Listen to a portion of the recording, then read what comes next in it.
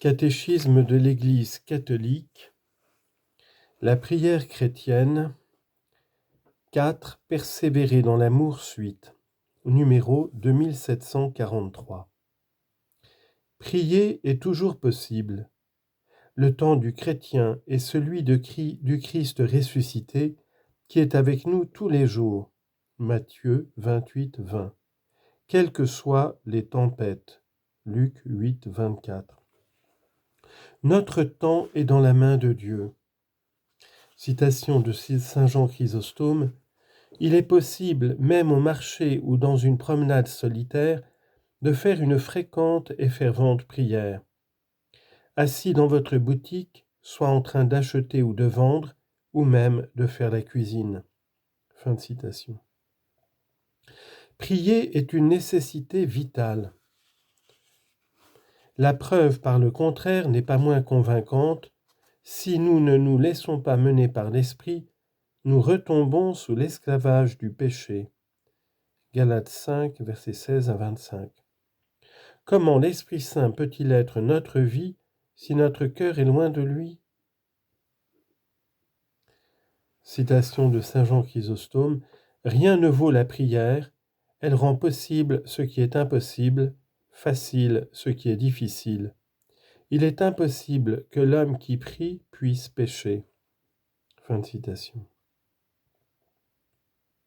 Et saint Alphonse de Liguori écrit : Qui prie se sauve certainement, qui ne prie pas se damne certainement. Fin de citation. Prière et vie chrétienne sont inséparables, car il s'agit du même amour et du même renoncement qui procèdent de l'amour. La même conformité filiale et aimante au dessein d'amour du Père. La même union transformante dans l'Esprit Saint qui nous conforme toujours plus au Christ Jésus. Le même amour pour tous les hommes, de cet amour dont Jésus nous a aimés. Citation. Tout ce que vous demanderez au Père en mon nom, il vous l'accordera. Ce que je vous commande, c'est de vous aimer les uns les autres. Jean 15, versets 16 à 17. Et Origène écrit : Celui-là prie sans cesse, qui unit la prière aux œuvres et les œuvres à la prière. Ainsi seulement, nous pouvons considérer comme réalisable le principe de prier sans cesse. Fin de citation. La prière de l'heure de Jésus. Quand son heure est venue, Jésus prie le Père. Jean 17. Sa prière la plus longue, transmise par l'Évangile, embrasse toute l'économie de la création et du salut, comme sa mort et sa résurrection.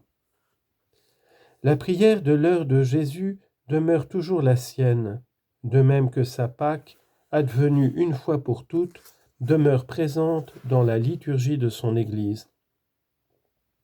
La tradition chrétienne l'appelle à juste titre la prière sacerdotale de Jésus.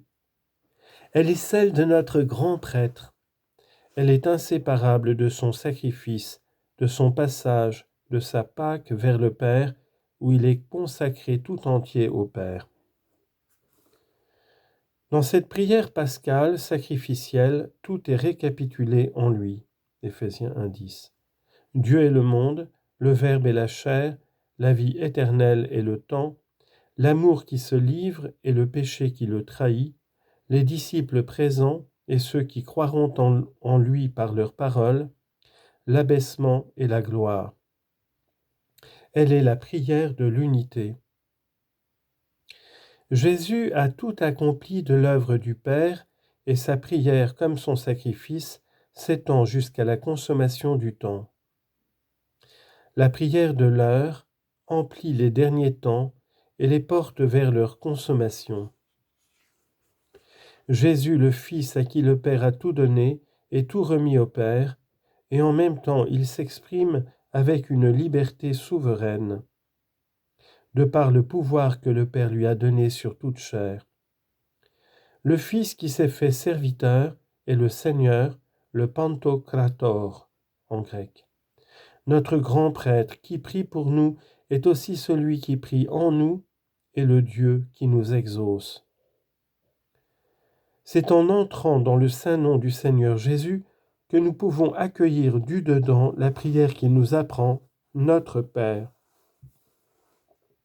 Sa prière sacerdotale inspire du dedans les grandes demandes du Pater, le souci du nom du Père, la passion de son règne, la gloire, l'accomplissement de la volonté du Père, de son dessein de salut et la libération du mal.